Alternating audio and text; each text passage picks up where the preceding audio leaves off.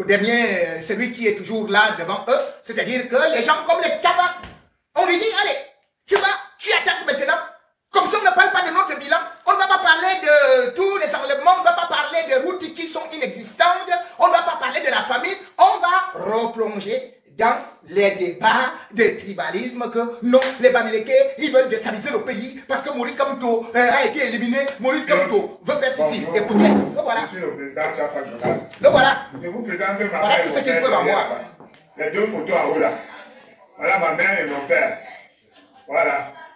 Mon père là-bas, c'est monsieur Tchafa Jean, je porte son nom. Ma mère que vous voyez tout à côté de mon père. Parce que voilà mon père, voilà ma mère. Voilà. Donc ma mère c'est Oise Véronique. Elle était, malheureusement, elle est décédée. Mon père aussi est décédé. Ma mère était du sud-ouest, de Bamenda, de Santa, son village. Et mon père de Tcham, de Fongo Tongo. D'ailleurs, là où il repose aujourd'hui. Vous savez, quand je vois certains Camerounais du MSC, mes frères américains du MSC, qui disent que sans Cameroun, il n'y aura pas d'élection, c'est très grave. Ça veut dire que vous insultez l'intelligence de tous les Camerounais. Ça veut dire que vous êtes toujours dans une démarche suprémaciste. Ça voudrait dire que pour vous, vous êtes plus grand que tous les autres Camerounais. Ça voudrait dire que ce que vous reprochez à Paul Biya d'avoir confisqué le pouvoir, vous faites la même chose. Vous êtes dans la confiscation du processus électoral si jamais votre candidat n'est pas là. Parce que vous dites souvent que en dehors de Paul Biya, il ne peut pas avoir un autre candidat dans le RDPC. Mais on serait tenté aussi de vous poser la même question. Qu'en dehors des Cameroun dans l'opposition, il n'y a pas un autre candidat sur qui vous pouvez donner vos voix? Non, puisque vous êtes dans une démarche suprémaciste. Parce qu'il faut vous poser les bonnes questions. Pourquoi les autres tribus nous détestent? Pourquoi même au temps d'Aïdjo, Aïdjo nous avait confinés à l'ouest du Cameroun? Pourquoi? C'est à cause de ce comportement suprémaciste. Comment vous pouvez être dans un processus électoral où nous avons un pays qui a 250 ethnies, où il y a les leaders des différentes ethnies qui sont engagés dans ce processus? Et vous dites que votre leader, qui n'a pas été à la hauteur du processus, où tous ces plans ont raté, vous devez pénaliser les autres aussi. Vous devez dire que c'est Kamto qui va apporter la tenance. Vous vous présentez Kamto comme le Messie, comme le Sauveur. Mais sachez que même Jésus-Christ, il y a des gens qui ne croient pas en Jésus-Christ. Mais ça ne les empêche pas de bénéficier de la pluie de Dieu et du soleil de Dieu. Dieu ne les exclut pas de la terre. Nous avons les musulmans là-bas qui ne croient pas en Jésus-Christ. Il y a même des gens qui sont des athées, qui ne croient même pas en Dieu. Mais Dieu les laisse vivre. Vous êtes qui pour venir dans un pays, dire que si un leader politique qui est de la même géographie que vous ne participe à un processus électoral et que c'est sa faute même, les autres n'ont pas le droit de participer. C'est pour ça que je demande aux Camerounais, je supplie les Camerounais, je m'appelle M. Tchafa Jonas, ne laissez jamais plus quelqu'un de ma tribu américain être deuxième, même à une élection présidentielle. Ces gens sont dangereux pour un pays. Vous êtes dangereux. Vous ne devez rester que dans le commerce. N'oubliez pas, aucun Camerounais n'est dupe. Nous avons eu un problème au sud-ouest ici, et on connaît qui sont les organisateurs de ça. D'ailleurs, vous ne vous êtes pas cachés. Ceux qui ont créé la guerre au sud-ouest, c'est les militants bandélégués du MSC. On les a vus à Monovision, comment ils cotisaient l'argent pour acheter les armes. Ils sont partis aux États-Unis, mais on a été traumatisés. On a égorgé les gens. Les vidéos horribles ont défilé sur les réseaux sociaux. Ces gens sont d'une cruauté qui n'a pas de nom. On s'est fait peur à tous les Camerounais. Ils ont cotisé l'argent. Vous, les bandélégués du MSC, vous avez le sang des Camerounais entre vos mains. Et vous avez créé la guerre au sud-ouest en espérant renverser Paul Biya. Tout simplement parce que vous voulez le pouvoir pour le pouvoir. Vous ne voulez pas le changement. Le vrai changement va s'opérer au milieu de tous les Camerounais. Si on souffre en Afrique, ce n'est pas la faute de nos dirigeants. L'homme africain est foncièrement méchant et voleur à la base. Vous dites que vous n'avez pas l'eau. Mais regardez comment vous volez l'eau dans tous les quartiers. Même les agents SINEC s'arrangent à vous faire voler de l'eau, à vous faire vendre l'eau. Vous voyez que quand vous volez comme ça, là, imaginez que chaque Camerounais, on est 30 millions, on voit seulement l'eau de 1000 francs. Chaque mois, ça fait combien de milliards que la SINEC perd? Vous dites que vous n'avez pas le courant. Il y a combien de Camerounais dans ce pays qui peuvent lever la main, qui consomment le courant de la SONEL sans voler? Les Camerounais volent le courant, au vu et au su de l'État et de tout le monde, même de la SONEL. D'ailleurs, c'est les agents SONEL qui viennent vous montrer comment voler. Mais l'État vous laisse. Imaginez que chaque Camerounais vole seulement 2 000 par mois de courant. Combien de milliards la SONEL va perdre?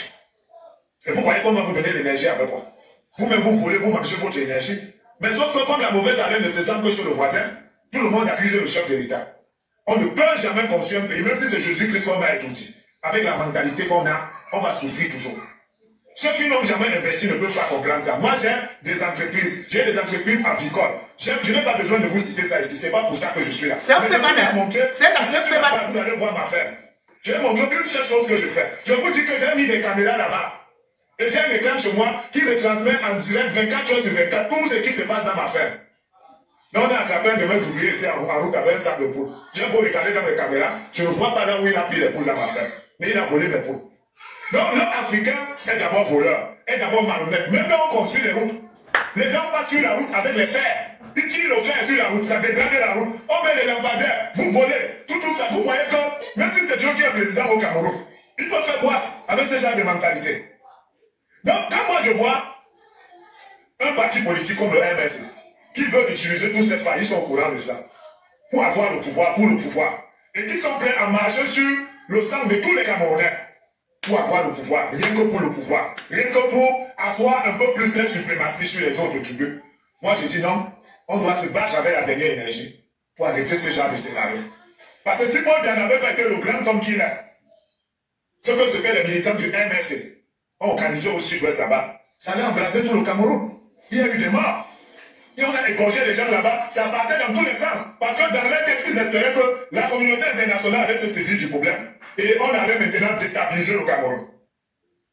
Mais grâce à la sagesse de notre chef d'État Paul Biya, il a réussi à contenir cette guerre, il a maîtrisé la situation. Ce n'est peut-être pas fini, mais cette guerre est au moins à 20% de ce que c'était avant. Et c'est les militants du MSC, vous allez vous demander pourquoi je parle de Kamto. C'est les militants du MSC, avec la complicité de ce Kamto, c'est eux qui ont organisé cette guerre. Ils ont cotisé les armes envoyées pour que les Camerounais s'entretuent entre eux. Parce que pour eux, s'ils n'ont pas le pouvoir, le Cameroun doit disparaître. Mais sauf que ceux qui sont au pouvoir là, ne se sont pas comportés comme vous là pour avoir le pouvoir. Ils n'ont même jamais demandé à avoir le pouvoir. C'est là où vous êtes dangereux. Je dis souvent vous, je devrais dire nous. Mais sauf que moi, j'ai déjà réussi à délocaliser ma façon de penser. Je ne pense pas comme un Bamileke, je pense comme un Camerounais. Si tu penses comme un Bamileke, you are dead man. Parce que ce qu'ils font là, c'est tout sauf la politique. Ce qu'ils font là, c'est tout sauf le changement. Ce qu'ils font là, ils veulent s'asseoir sur la tête des autres tribus. Ils veulent le saint grade du pouvoir, qui est la présidence. Ils se disent, on a l'argent, on a tout. On est les premiers dans les universités, mais il nous manque quelque chose, il nous manque le pouvoir. Et ils vous font croire qu'ils viennent pour vous sauver. Parfois, ils disent même que nous tous on va souffrir. Comme si avant Kamto, le Cameroun n'existait pas, et après Kamto, le Cameroun ne va pas exister. Comme si c'est lui qui allait venir donner à manger dans nos ménages. Comme s'il allait changer quelque chose. Moi, je les demande toujours dans quel pays en Afrique il y a eu alternance et il y a eu changement. Personne ne me répond. Parce que quand je regarde, je ne le vois pas. Donc ça ne sert à rien de tuer les gens. Je vais vous dire quelque chose qui va énerver les Ivoiriens. Mais ils vont se contenter de ça. Voilà en Côte d'Ivoire. Ouattara, avant de prendre le pouvoir, a tué combien de personnes? Lui est Babo. Je vais dire maintenant, lui est Babo. Parce que tous les deux sont responsables. Des milliers de personnes. Il a pris le pouvoir. Qu'est-ce qui a changé en Côte d'Ivoire? Qu'est-ce qui a changé? La Côte d'Ivoire est telle comme l'Europe. On paie les chômeurs là-bas. On soigne les gens gratuitement en Côte d'Ivoire. Il y a le métro là-bas. Donc ce monsieur ne connaît pas ce qui se passe en Côte d'Ivoire. Il faut arrêter ça, mes frères. Vous avez trop fait. Vous avez le sang des Camerounais entre vos mains. Mesdames et messieurs, c'est aussi horrible et grave. Vous comprenez donc jusqu'où on vous dit que ce régime est dangereux. Donc la guerre au Nozo, c'est maintenant les Bamileke. Ce ne sont plus les Ambazoniens. C'est les Bamileke qui sont partis acheter des armes pour donner aux Ambazoniens. Selon M. Tchafa, ce sont des Bamileke qui font donc la guerre là-bas et qui parlent anglais. Donc, ce sont les Bamileke qui sont aussi les présidents qu'on nous montre là comme... Oh ben, peut-être c'est un type martial, c'est un Bamileke, on ne le savait pas.